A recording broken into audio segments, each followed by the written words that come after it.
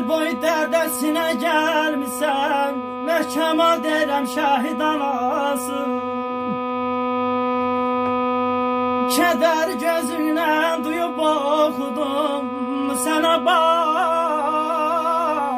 əyirəm şəhid anası. Kədərli gözünə, qaşına qurban,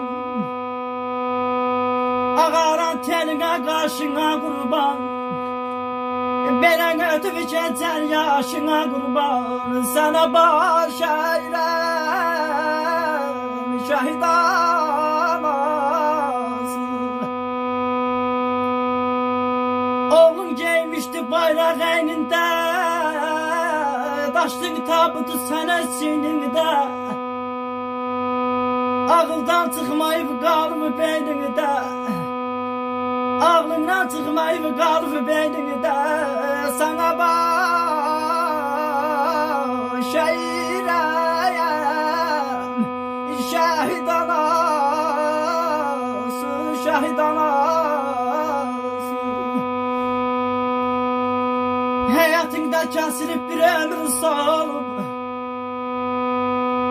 sevindin kədərlə göz yaşını dolub, həsrətin ağrısı qəlbinə dolub, sənə baş əyirəm şəhid anası.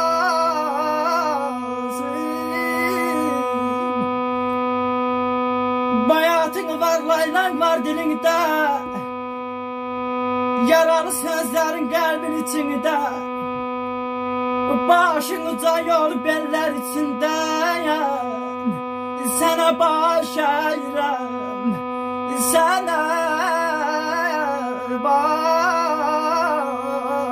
əyirəm şəhid anası,